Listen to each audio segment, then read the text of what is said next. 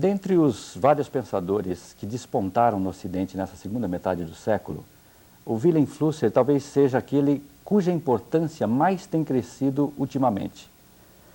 O nome do Flusser e a sua obra vêm sendo descobertos em quase todo o mundo, sobretudo após a sua morte, em 1991. Simpósios e congressos destinados ao exame específico da obra de Flusser acontecem todos os anos em lugares tão diferentes do mundo como a França, a República Tcheca, a Holanda, a Áustria, a Alemanha, Hungria, Brasil, etc. Uma editora da Alemanha está publicando a obra completa do Flusser, prevista para 14 volumes. A Filosofia da Caixa Preta, a obra mais importante de Flusser, já está traduzida para 12 línguas diferentes. Toda essa notoriedade pós-mortem se explica, entre outras coisas, pelo fato do pensamento do Flusser ser absolutamente certeiro na análise que ele faz das mutações culturais e antropológicas que estão ocorrendo no mundo contemporâneo, e também ele é o mais certeiro na advertência dos riscos que estamos correndo. Na verdade, o grande filósofo tcheco, ele só reconhece uma única outra época na história da humanidade que pode ser comparável à nossa. É aquela que ocorreu na antiguidade, quando o homem passou de um estágio pré-histórico e mítico para uma fase histórica, uma fase baseada na escrita alfanumérica e na lógica. No estágio atual que nós estamos vivendo, que é chamado por Flusser de pós-histórico, a escritura é construída com e por máquinas, e ela consiste essencialmente numa articulação de imagens, inclusive imagens digitalizadas, imagens multiplicáveis ao infinito, imagens manipuláveis à vontade, imagens que podem ser distribuídas instantaneamente para todo o planeta. O que antes se chamava caracteres, agora se chamam bytes. Sequências de textos passam a ser chamadas de sequências de pixels. Os fins e os meios são substituídos pelo acaso. As leis são substituídas pelas probabilidades e a razão pela programação. É claro que muitos outros pensadores contemporâneos, como desde McLuhan até Kerckhoff, desde Debord até Baudrillard, desde Walter Wong até Pierre Levy, um grande número de pensadores contemporâneos buscaram e continuam buscando exprimir alguma coisa muito semelhante ao que Flusser exprimiu no seu período, através de outros meios, utilizando outros argumentos. Mas eu acredito que Flusser faz isso com uma clareza, com uma precisão, com uma radicalidade, e eu diria até com uma força incendiária, que torna todos os outros caminhos mais tortuosos, mais difíceis, mais áridos, talvez até mais retóricos, né? E estrategicamente menos eficazes. Bom, falar de Flusser significa, em primeiro lugar, falar de sua obra mais densa e a mais conhecida, que é a Filosofia da Caixa Preta. Esse livro ele tem uma história bastante singular. Ele foi publicado pela primeira vez na Alemanha em 1983, e a sua versão para o português não é exatamente uma tradução, mas já é uma revisão da versão alemã. A começar pelo título, que é a mudança mais importante. Enquanto a versão alemã recebeu o nome de Por uma Filosofia da Fotografia, e esse título foi mantido praticamente em todas as traduções que nós conhecemos, a versão para o português teve seu título modificado para Filosofia da Caixa Preta, permitindo perceber melhor, eu acredito, o universo conceitual e o campo de abrangência do livro. Essas mudanças foram providenciadas pelo próprio autor, porque foi o próprio Flusser que escreveu, né, ele mesmo, a versão em português, depois de reconsiderar alguns aspectos da sua argumentação. Eu acredito que esse livro, a versão brasileira desse livro, deve ter sido escrita por volta de 1984, mais ou menos, que é o período em que Flusser estava envolvido com a redação de um outro livro que se chamava Em Direção ao Universo das Imagens Técnicas. E esse livro era uma espécie de continuação, um desdobramento da filosofia, e, ao mesmo tempo também, já uma resposta aos inúmeros comentários críticos que o filósofo recebeu após a edição da obra anterior. Eu acredito que era impossível para o Flusser impedir que a nova discussão que ele estava desenvolvendo não influenciasse a tradução ou a versão que ele estava fazendo da filosofia para o português. Nesse sentido, eu acho que a versão para a língua portuguesa, ela é diferente, não só é diferente, mas ela é única. Ela difere significativamente da maioria das traduções conhecidas, ou pelo menos daquelas a que nós podemos ter acesso aqui no Ocidente. Uma simples comparação entre as versões para o alemão e para o português já deixa a gente perceber uma série de diferenças. O prefácio foi inteiramente refeito, o glossário acrescenta uma série de novos termos que não constam na versão alemã e partes inteiras do texto são reescritas para dar maior precisão ou maior consistência para a argumentação. Então, nesse sentido, se a gente quiser ser realmente fiel ao pensamento de Flusser, eu costumo dizer que a versão para a língua portuguesa é que deveria ser considerada o texto definitivo da filosofia. E talvez fosse mais correto que esse texto fosse utilizado como base para a tradução para outras línguas. Em primeiro lugar, eu acho que a mudança de título é fundamental. Porque, embora a fotografia seja realmente o objeto principal da reflexão que é efetuada no livro, a fotografia funciona mais propriamente como um pretexto ou como um exemplo para que, através dela, Flusser possa verificar o funcionamento de toda a nossa sociedade chamada pós-histórica. Ou seja, dessa sociedade que está marcada pelo colapso dos textos e pela hegemonia das imagens. Na verdade, a fotografia, ela ocupa entre as mídias do nosso tempo um lugar bastante estratégico, porque é com base na definição semiótica e tecnológica da fotografia que se constroem hoje as máquinas contemporâneas de produção simbólica. É com a fotografia que se inicia, portanto, um novo paradigma dentro da cultura do homem, um paradigma baseado na automatização da produção. E também uma automatização da distribuição e do consumo de informação, de qualquer informação, não só da informação visual, com consequências gigantescas para os processos de percepção individual e para os sistemas de organização social. Mas é com as imagens eletrônicas, e sobretudo com as atuais imagens digitais, que estão sendo difundidas agora no chamado ciberespaço, que essas mudanças se tornaram melhor perceptíveis e suficientemente ostensivas para demandar respostas por parte do pensamento crítico filosófico. Então, não é possível esperar encontrar nessa obra do Flusser, a filosofia da fotografia, uma análise da fotografia de tipo clássico, baseado em orientações da linguística ou orientações da sociologia. A fotografia é abordada nesse livro com base principalmente em conceitos da cibernética e a fotografia, comparece na obra apenas como um modelo básico para a análise do modo de funcionamento de qualquer tipo de aparato tecnológico ou midiático.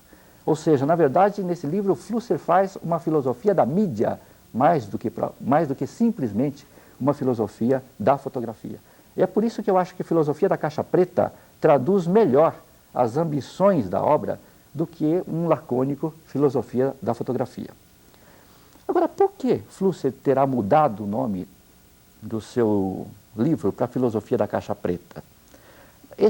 Nós sabemos que esse termo ele já foi utilizado outras vezes na filosofia caixa preta.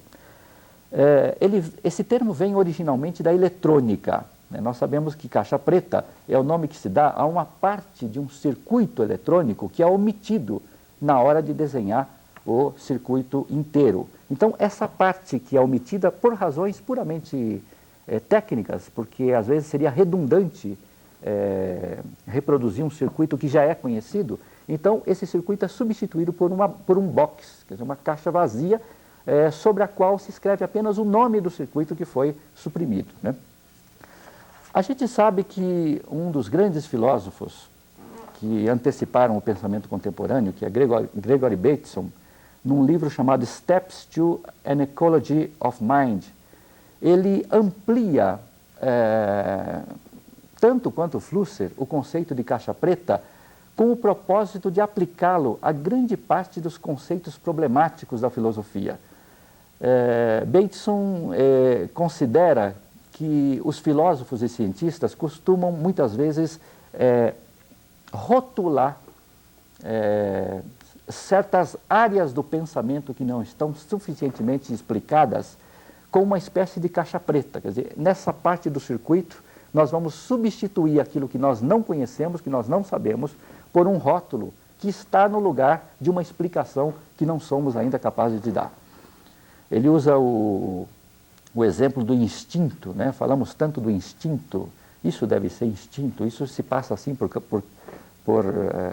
razões instintivas, mas na verdade não sabemos o que estamos chamando de instinto.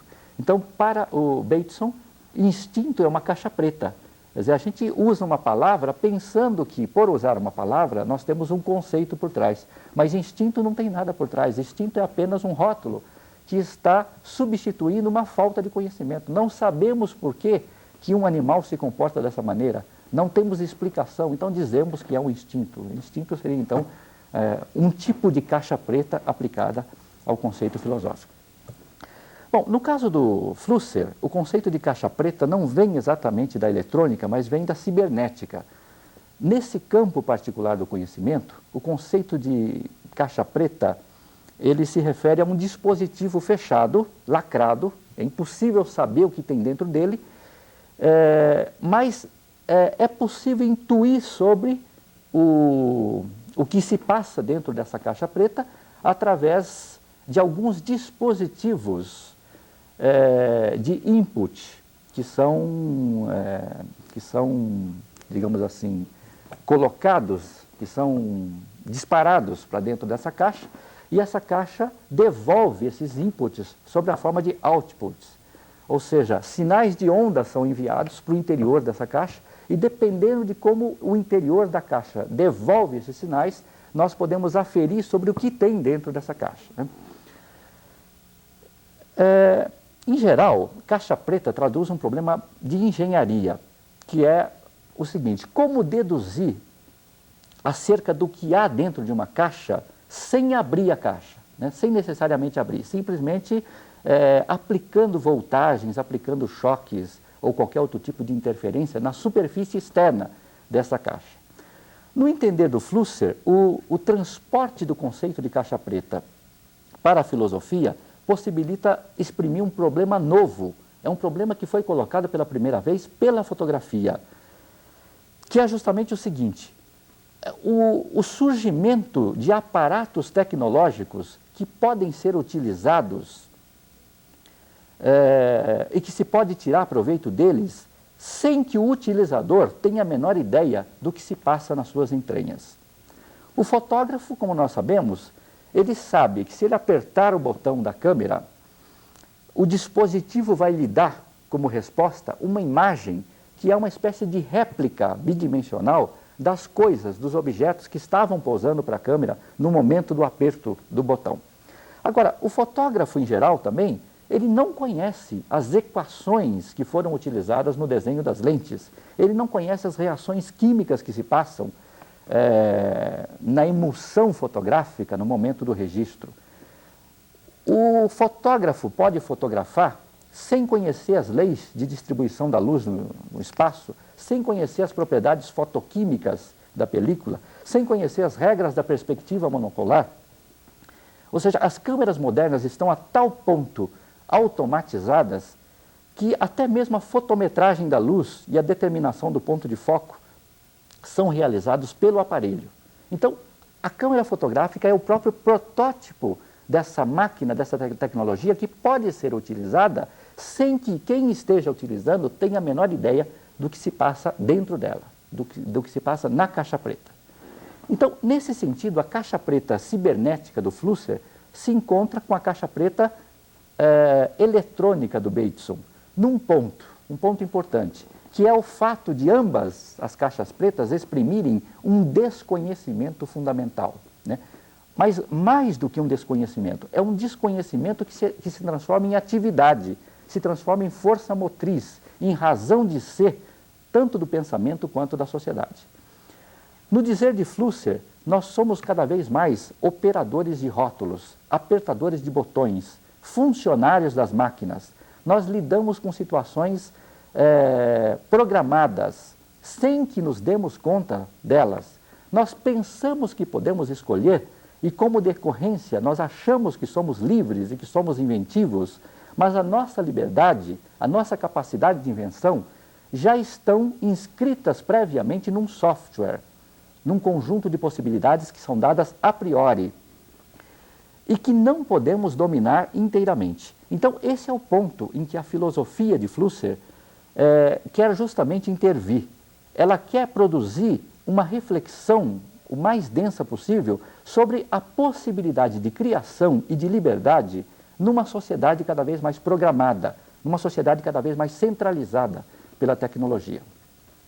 Em termos assim bastante esquemáticos, nós podemos resumir mais ou menos assim o pensamento do Flusser na filosofia da caixa preta. A imagem fotográfica, ela não tem nenhuma objetividade preliminar. Quer dizer, ela não corresponde a qualquer duplicação automática do mundo, como a gente supõe no nível do senso comum, mas também como muitos filósofos supõem. Ela é constituída de signos abstratos, que são forjados pelo próprio aparato, pela câmera, pela película, pela objetiva, pois a função básica desses signos é materializar conceitos científicos. Nesse ponto, o Flusser é absolutamente radical e o seu pensamento discorda de todo o resto do pensamento sobre a fotografia, né? Ele não tem concessões quanto a isso. Não tem verdade nenhuma preliminar na fotografia. A fotografia materializa os conceitos científicos que foram empregados na confecção do aparato tecnológico. Então, em outras palavras, o que nós vemos realmente ao contemplar imagens produzidas através de aparelhos não é o mundo, não é uma cópia do mundo, né? Mas sim os conceitos relativos ao mundo, certos conceitos relativos ao mundo que estão materializados no aparato, a despeito da aparente automaticidade da impressão de mundo na película. Isso é muito difícil de entender quanto à fotografia. Parece muito abstrato, mas talvez tenha sido necessário esperar até o surgimento do computador e das imagens digitais para que as imagens técnicas se revelassem mais abertamente como resultado de um processo de codificação icônica de determinados conceitos científicos. O computador hoje permite construir imagens, né, forjar imagens tão próximas da fotografia que muita gente já não é mais capaz de distinguir entre uma imagem sintetizada com recursos da informática e uma outra imagem diretamente registrada com uma câmera. Só que no computador, tanto a câmera, isso que chamamos de câmera, né, que se utiliza para descrever uma trajetória no espaço, como também as objetivas que a gente utiliza para dispor diferentes campos focais, como também os focos de luz distribuídos na cena para iluminar a paisagem, tudo isso são operações matemáticas no computador, né? São algoritmos baseados em alguma lei da física. Ou seja, aquilo que chamamos de objetiva no computador, e com a qual nós construímos um campo perspectivo, né, em teleobjetiva, em grande angular, não é mais no computador um objeto físico, mas sim determinados cálculos de óptica. O que nós chamamos de luz no computador, que também não existe luz no computador, a luz é um algoritmo baseado em leis da óptica. Esses algoritmos têm até nomes, porque depende de em que lei da óptica ou em que conceito da óptica ele é baseado. Nós temos os algoritmos de Lambert, de Gouraud, de Fong, né, que são diferentes maneiras de explicar a maneira como os objetos reagem ou respondem à exposição da luz. O que nós chamamos de película no computador é, na verdade, um programa de visualização ou um programa de rendering que permite expor na tela do monitor um objeto ou uma parte de um objeto definido matematicamente na memória do computador. E o que nós chamamos de enquadramento também no computador é, na verdade, uma operação de clipping, ou seja, um recorte aritmético de uma parte do objeto que nós queremos expor. O ponto de vista também é um cálculo matemático, é um ponto com relação a um eixo de coordenadas x, y, z. E por aí vai, né? É por isso que as imagens técnicas, ou seja, as representações icônicas mediadas por aparelhos, não podem corresponder a qualquer duplicação automática ou inocente do mundo, porque entre elas, né, as imagens, e o mundo, se interpõem, se colocam os conceitos da formalização científica. Esse ponto de vista do Flusser, eu acho um ponto de vista extremamente inovador, e eu não conheço outro pensador dentro da teoria da mídia que tenha colocado com tal clareza e com tal radicalidade esse efeito de mediação da imagem técnica. Então, para o Flusser, o aparelho fotográfico é uma máquina programada para imprimir nas superfícies simbólicas que ela produz modelos previamente inscritos. E nesse sentido, as fotografias são atualizações de algumas dessas potencialidades que já estão inscritas no aparelho. O que faz o fotógrafo é escolher, dentre as categorias disponíveis no sistema, aquelas que lhe parecem mais convenientes. Mas essa escolha ela é limitada pelo número de categorias que já estão programadas na própria construção do aparelho. E o universo fotográfico inteiro é uma realização causal que é feita por funcionários da transmissão de algumas dessas virtualidades. Mas não cabe no horizonte do universo fotográfico a instauração de novas categorias. Para criar novas categorias seria preciso refazer o aparelho, modificar o aparelho na sua própria engenharia, né, no seu próprio hardware. Bom, em circunstâncias habituais, o fotógrafo vive esse totalitarismo dos aparelhos, né? Os seus gestos são programados, a sua consciência, a sua sensibilidade tem um certo caráter robotizado. Alguns fotógrafos mais inquietos, né, alguns fotógrafos mais experimentais, lutam contra essa automação estúpida. Eles tentam enganar, de alguma forma, o aparelho, introduzindo nele elementos que não haviam sido previstos originalmente. E dessa forma eles tentam restabelecer a liberdade num contexto de dominação das máquinas. Uma parte desses esforços acaba sendo novamente recuperada pelos aparelhos, como se fosse uma revelação de possibilidades que eram então desconhecidas e que agora passam a ser incorporadas pelo aparato. E que são imediatamente catalogadas no seu novo repertório de categorias. Então, no entender de Flusser, uma filosofia da fotografia deve ter por função intervir nesse jogo, aprofundando as suas contradições e desmascarando os seus limites. Bom, eu acredito que uma explicação possível do crescente interesse pela obra de Flusser está no caráter premonitório das ideias defendidas por esse notável pensador tcheco. Como se o corpo de Flusser fosse dotado de antenas sintonizadas no futuro, o Flusser antecipou grande parte das discussões mais importantes do nosso tempo. E para mim chega a ser espantável o modo como Flusser, vivendo a maior parte da sua vida intelectual num país como o Brasil, que é um país deslocado geograficamente em relação aos grandes debates intelectuais do nosso tempo, como pôde Flusser antecipar discussões em que ainda hoje nós mal nos introduzimos. E uma prova irrefutável da impressionante precocidade do pensamento do Flusser está num texto publicado na revista Arte em São Paulo, na década de 80, e que foi republicado recentemente na antologia Ficções Filosóficas, com o título de Arte Viva. Esse texto é tão absolutamente surpreendente que eu remeti cópias dele a diversos pesquisadores que investigam a atual relação entre arte, ciência e novas tecnologias em várias partes do mundo, e todos se espantam de saber que Flusser já havia antecipado, na década de 80, uma discussão que nós pensávamos que fosse recentíssima, que tivesse começado nos últimos 3 ou 4 anos, ou pelo menos na metade dessa década na última metade dessa década que estamos vivendo. Em linhas gerais, esse artigo, que é absolutamente premonitório, né, que praticamente prevê tudo o que vem a acontecer 10 anos depois,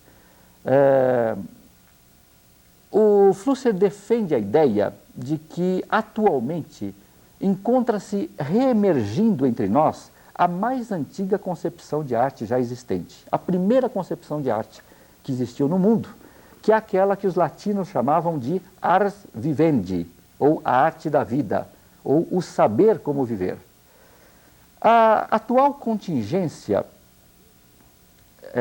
de um encontro que está acontecendo em nosso tempo da telemática com a biotecnologia está prometendo para dentro de algum tempo que a vida poderá ser programável, e programável até mesmo no seu nível mais fundamental, que é o nível dos próprios genes, dos genes que transmitem as informações sobre a vida.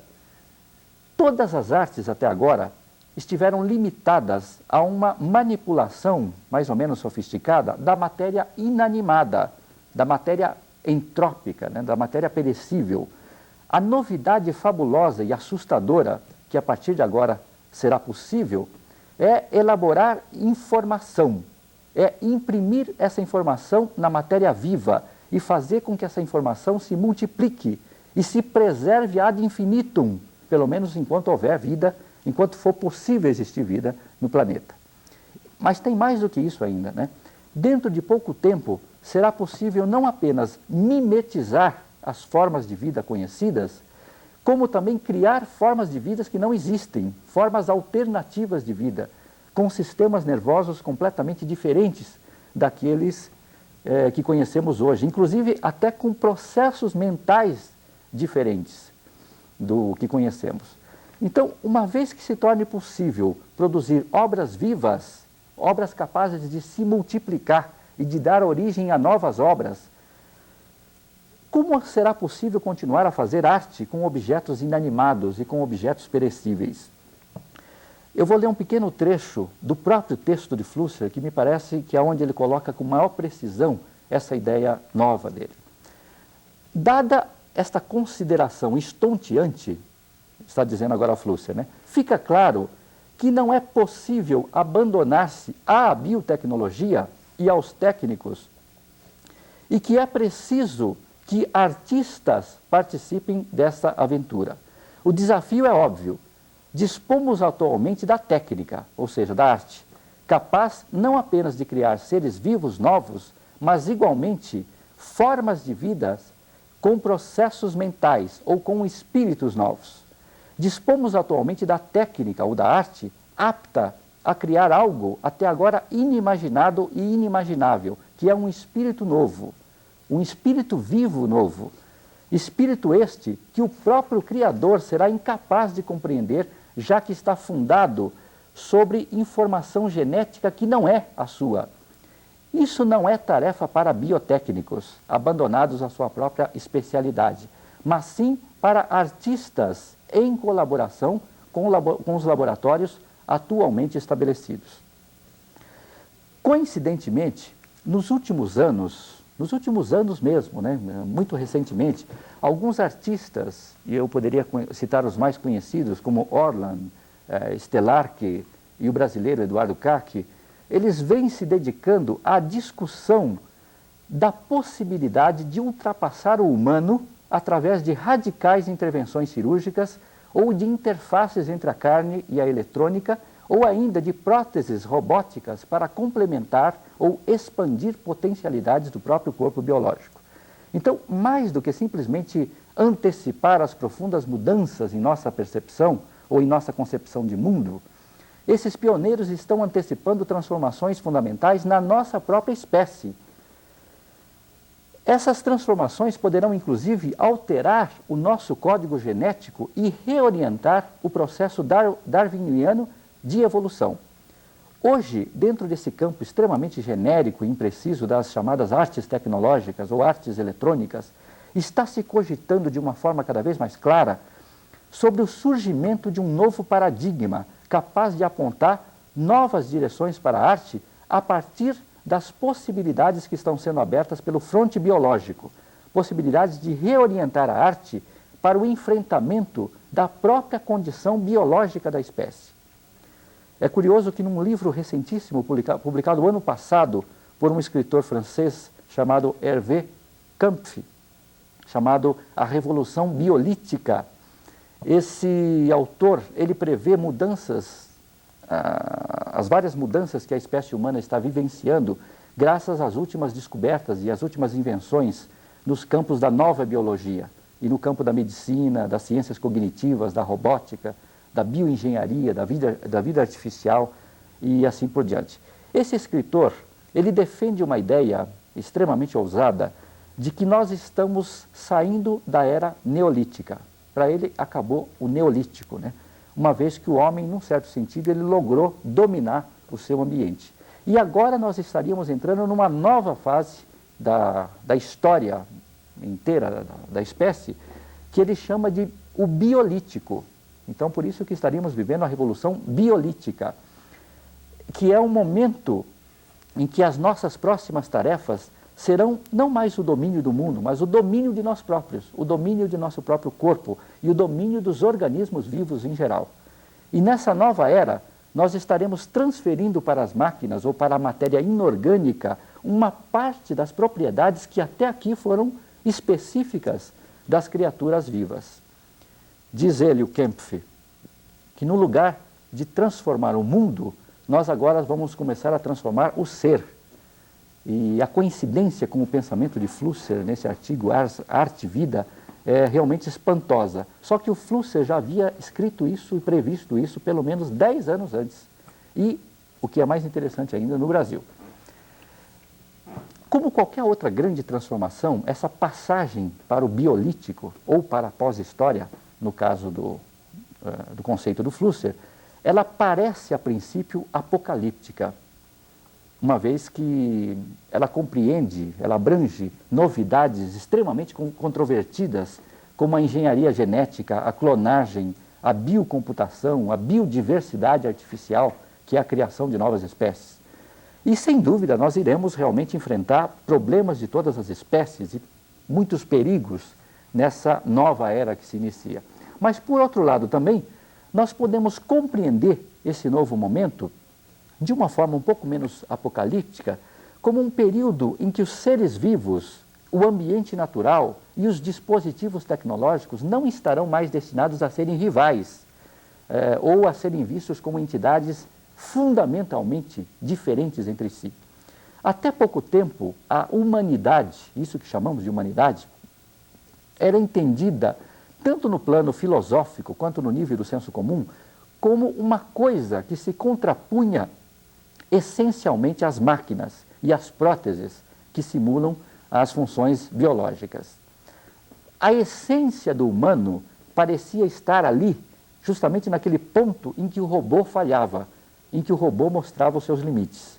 Mas com a evolução da robótica, da biobótica, né, da vida artificial, o autômato foi progressivamente assumindo competências, talentos e até mesmo sensibilidades que nós supunhamos que fossem específicos da nossa espécie.